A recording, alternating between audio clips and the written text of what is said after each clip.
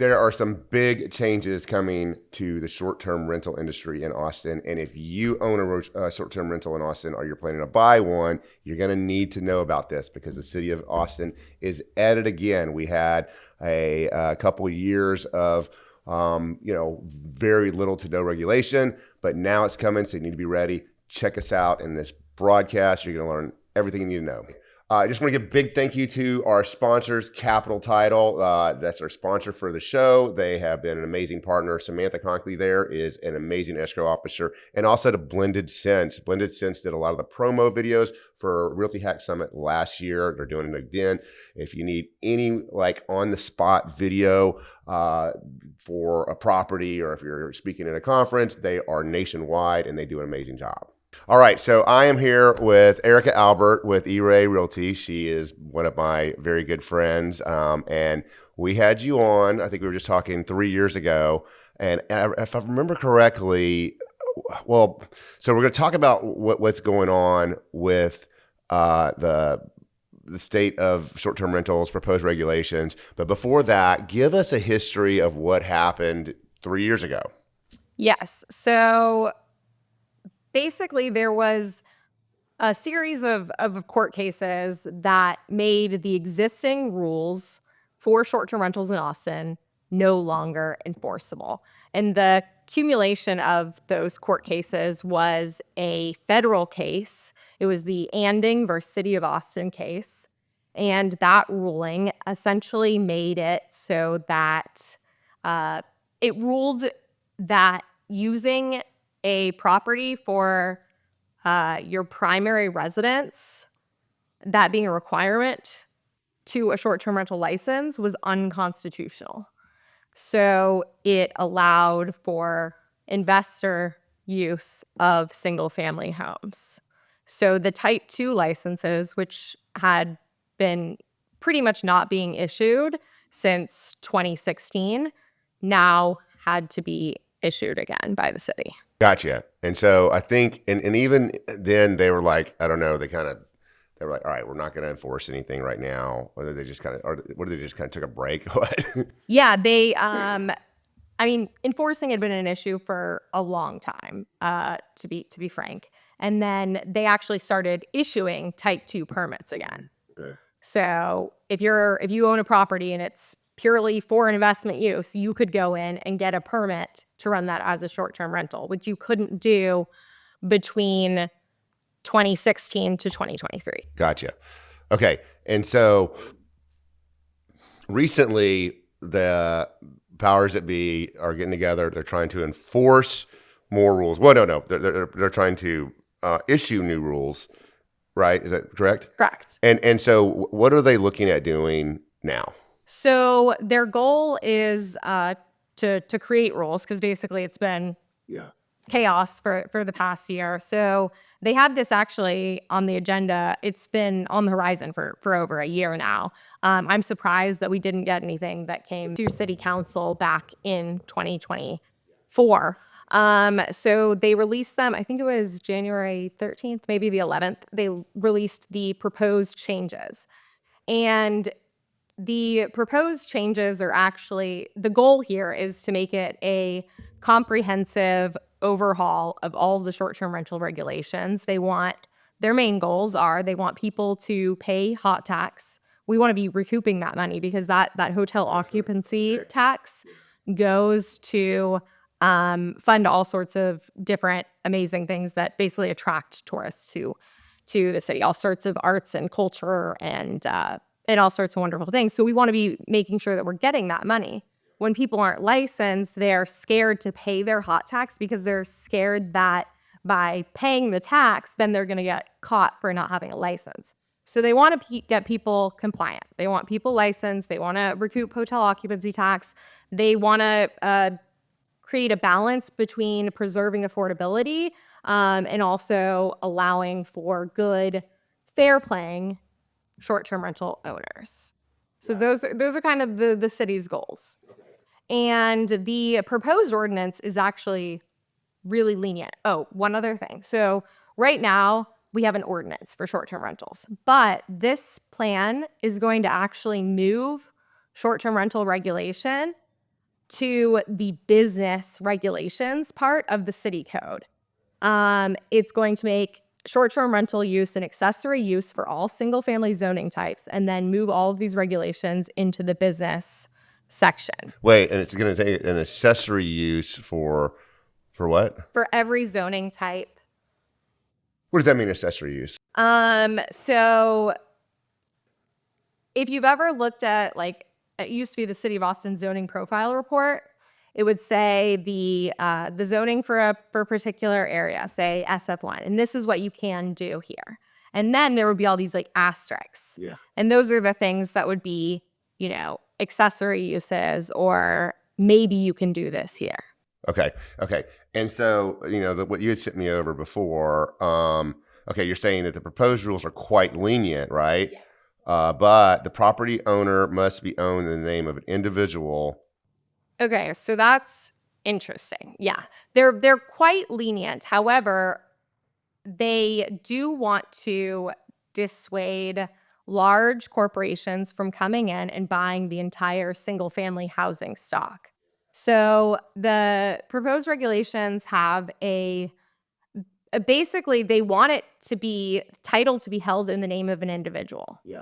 They have exceptions for single member trusts, single member LLCs, but their goal here is to make sure that somebody like Blackstone isn't coming in and buying everything. Yeah, and which to me, like, I mean, it definitely impacts me personally, because the Airbnb that I own, You have it in the name of an LLC. I have an LLC, but I also have a partner in that. Exactly. And so if this were to go through, then that would not, You wouldn't be able to get a permit. Right. And what's really interesting that you mentioned that, though, and this is a critical point I want people to understand, if you have a license, when this proposed regulation goes through, you will be grandfathered in. Right. So I need to get this done now. And this is why it's important. This is why we kind of rush to do this podcast. Yes. Is because, it's going to, I mean, people that are in my situation, they'll be okay if they go ahead and get it done now. Exactly. And an important caveat is the rules that you are subject to are the rules at the time that you apply. So you don't actually you have to have applied. Right. Well, and this is another like point that I'm taking here is that, like, I see that if you have one, they don't want another one within 1,000 feet. Yes. And so, like, in my particular instance, I've got a duplex, and I need 2 licenses for it. So Duplex is going to be in the current proposed. First of all of these rules are proposed. Yeah. They're still taking city input. There are still a number of different formal city government mechanisms that have to go through before anything could pass. The earliest that anything could pass would be February 27th. So that should be the date that you are paying attention to right now.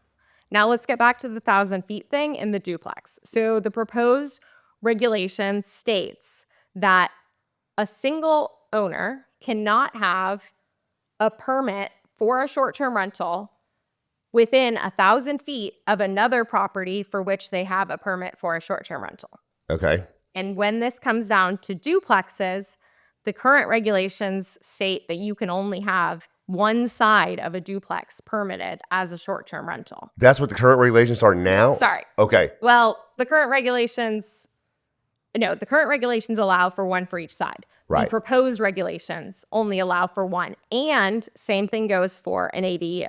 If you have a property with an ADU, Yeah. you can only have one of those. If you have a property with 3 properties on one lot, you can only have one of those. And that's the proposed. Now you can have multiple.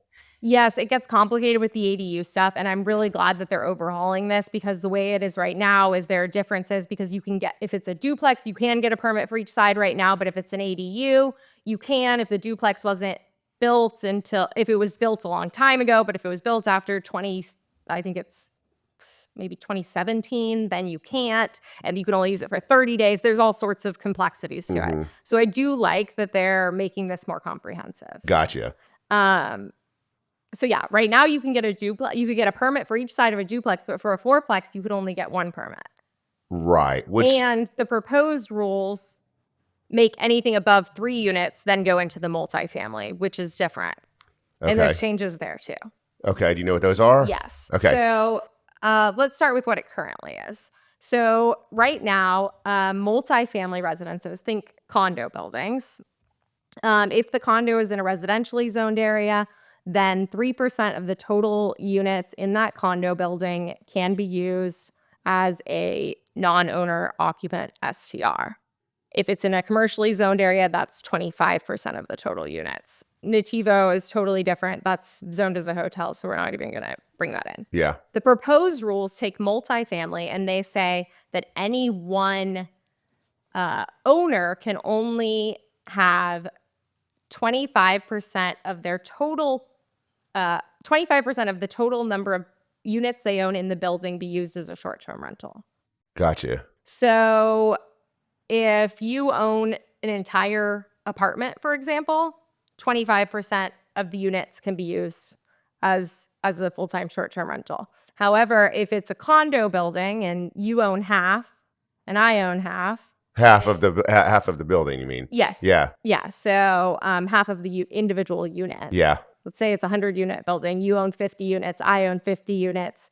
Then we can both do a quarter of those. Gotcha. All right. So that's the commercial property, which I think that makes a lot of sense because you don't want, a bunch of like hotels pulling up everywhere, right? I think a lot of this makes sense. However, I don't know if I fully agree with the 1,000-foot rule. Yeah. To me, it doesn't make sense because to me, if you have a property with 3 units on one lot, yeah, I think it makes more sense to have clustered short-term rentals. They're going to be less of a nuisance to the neighborhood. Also, if you have a property that has 3 units on one lot, it's probably going to be 3 smaller residences, which are going to be less disruptive than a 6-bedroom house. Absolutely.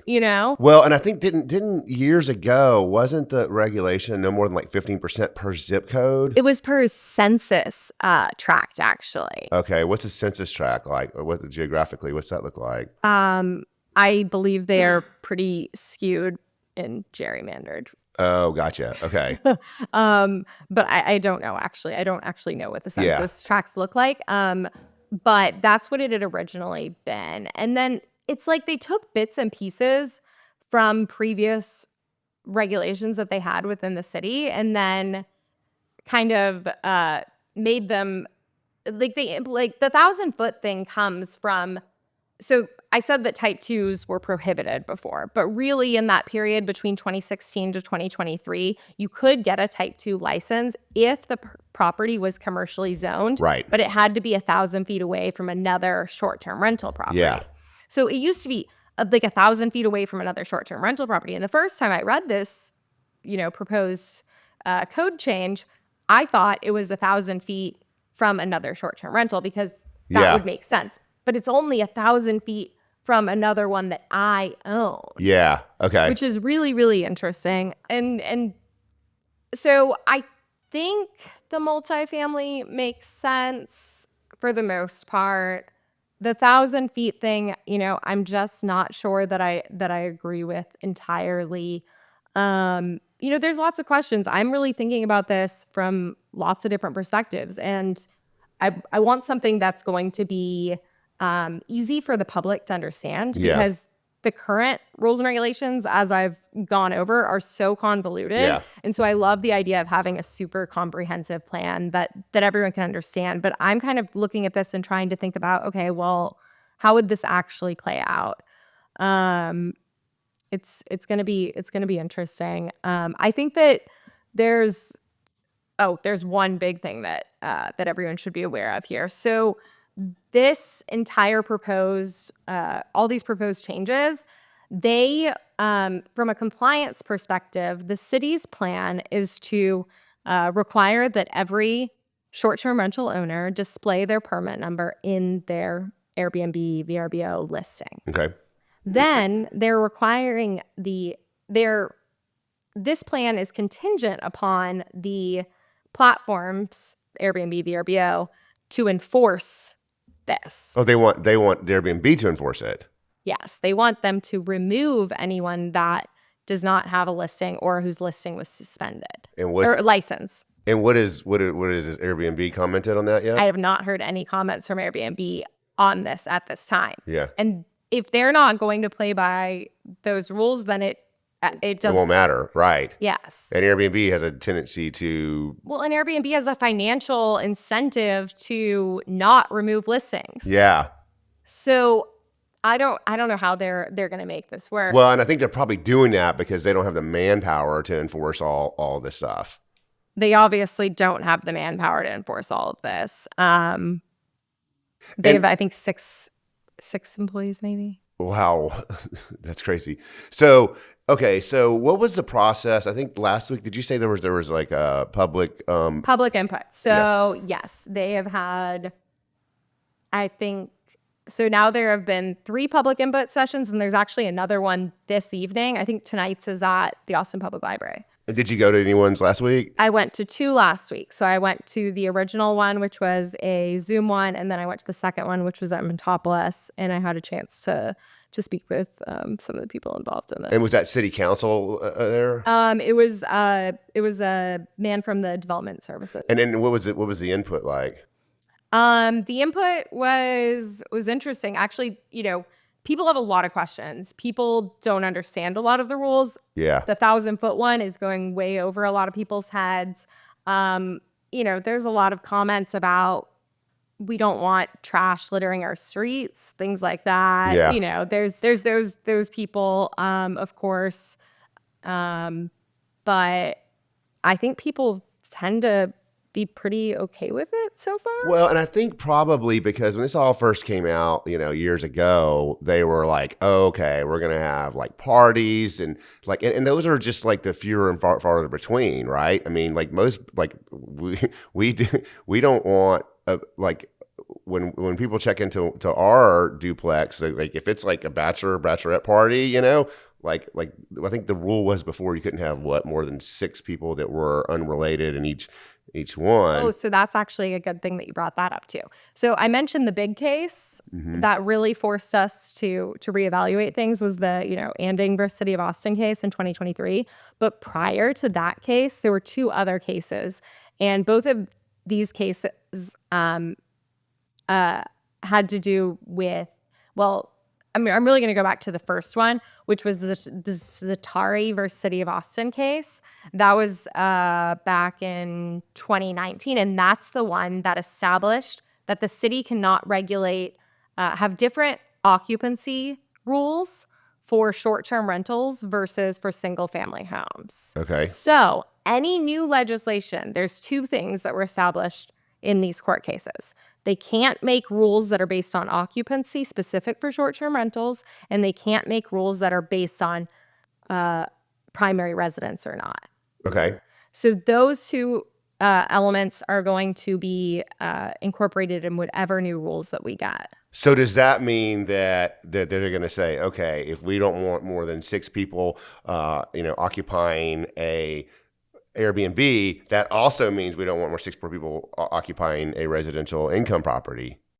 Well, they actually moved it. It's not even residential income. It's moved into occupancy standards are in I think it's the life safety code. No, it's a property maintenance code. Well, okay. I guess so. It's for just if you own a home. So it's incorporated in the property maintenance. So are they trying to interject rules that have to do with more than? No, they aren't even trying to interject any rules that have to do with occupancy code. They're going after the primary residence thing with the LLC ownership. Yeah, which I think is fair because like it really wasn't that big of a problem, right? I mean, because if you're doing Airbnb, which is it's just different than owning a residential property that you're renting out. Because if you rent a residential property and you've got more than 6 people there and they're just throwing parties all the time, that's a year-long problem, right? Yeah. Whereas, if it's an Airbnb and you have a short-term rental and people throw parties on the weekends. Yeah, but like that's a problem for that owner. And they're like, okay, I know we had that happen, and like, okay, I want to set up safeguards, make sure it doesn't happen again. Mm-hmm. So anyway, I like the fact that they are not really pushing on that because I think that's up to the owner. I think most owners are going to be more responsible. I mean, because, you know, they're just going to trash your place. Exactly. And I think that, so I really do like these proposed rules. They want good actors. They want responsible, essentially business owners. If you own a short-term rental, you are a business owner. They want responsible business owners who are doing the things that also make for good neighbors. Yeah. And all right, I want to talk a little bit about the market and, you know, supply and demand, because, you know, I think years ago when, you know, short-term rental busted up on the scene, you know, a part of that, and the part of the reason it was so successful to people is because we didn't have enough hotels. There was only like, I think 2 1,000 room hotels in Austin. And now of course we've got the, you know, the JW Marriott, Fairmont. Where are you every weekend? Yeah, well, you know, we're like, Is it proper? yeah, not anymore. But you know, there's so many of these places that can accommodate. Now, how do you think that's impacted people that own Airbnbs? I mean, I would think that we have more people coming to Austin because we have more conferences. However, now we have more rooms. Right. We have way more supply. Yeah. We have more supply in the terms of hotel rooms, and we have more supply in Airbnb housing as well. So, yeah, I mean, it's just simple supply and demand. We have more supply. A lot of people got into it. There's all these people out on the internet, on Instagram or TikTok, being like, get into the short-term rental game, buy my course, let me show you how. And people jumped on that, especially when interest rates were low. Yeah. So we had a huge, we definitely had a rise in supply, and everyone thought, oh, this is an easy way to make money, let me get in. Yeah. Now people have been in for a year, maybe 2. Yeah. They're like, okay, this isn't so easy. I'm not making that much money. This is a full-time job. It's hard. And I'm seeing more and more fully furnished turnkey short-term rental properties hitting the market on the sales side. Right. Okay. Because they're wanting to get out. Yeah. Yeah. And I think that in 2 ways, both the supply of short-term rental in the city of Austin and these rules, they both, I think, allow free market to function. Right. In other words, they're allowing the market will regulate how the supply and demand regulates how much of this is happening, especially now that we have enough housing for I would say housing, but also, you know, hotels. So, okay, on another similar but related, you know, note, you know, years ago we were looking at, okay, the hot spots were downtown, 78704, East Austin. Where are you seeing? I know you do more. Most of your business, not most of your, but a lot of your business is short-term rentals. What other pockets are popping up around Austin where are in the general vicinity where people would be a good place to buy a rental Airbnb? Yeah, so those pockets have always been popular. The closer you are to the city core, the better, obviously. That's where all the main tourist attractions are. However, there's also a lot of areas on the outskirts. So, you know, the vast majority of my clients have wanted to be, you know, legal, rule-abiding citizens. So for many years, I was looking outside of the city limits in order to serve those clients. And many people still are having success investing in those areas that are outside the city limits today.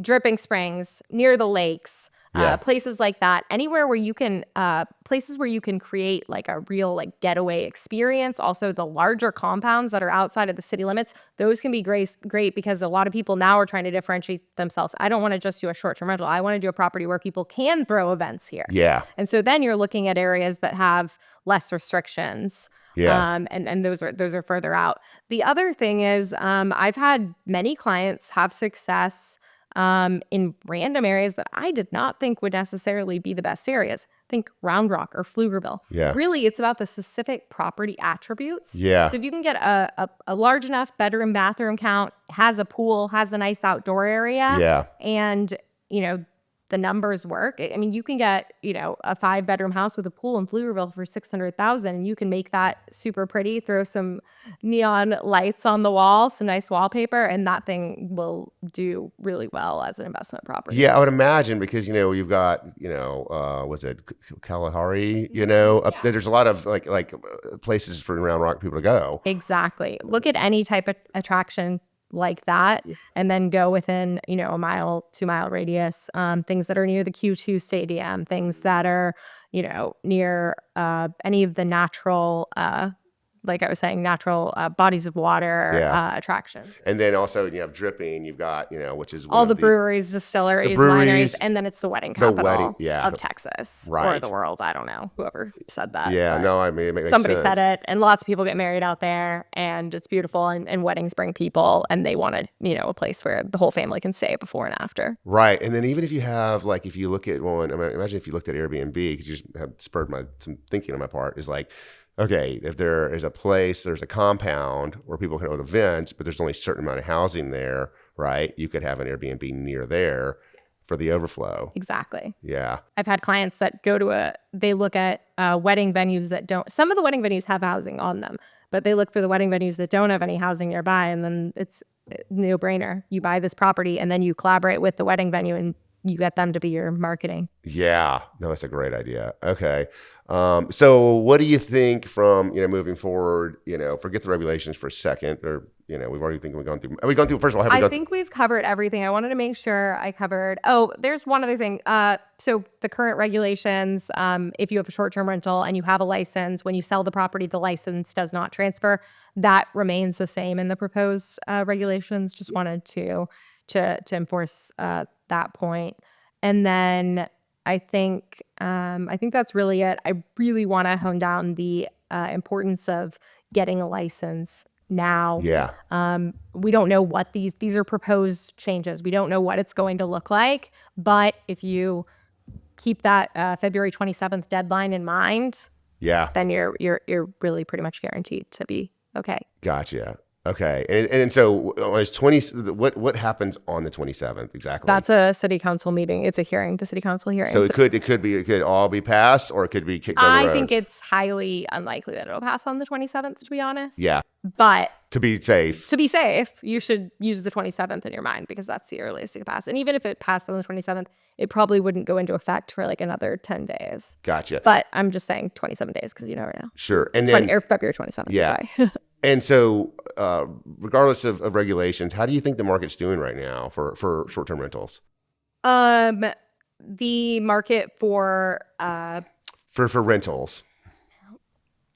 I think that if you are really trying, then you're doing pretty good. You're pretty much stable. And maybe a little increase. Right. And what do you mean by trying? You mean you're presenting your property and you're acting like you own a hotel. Right.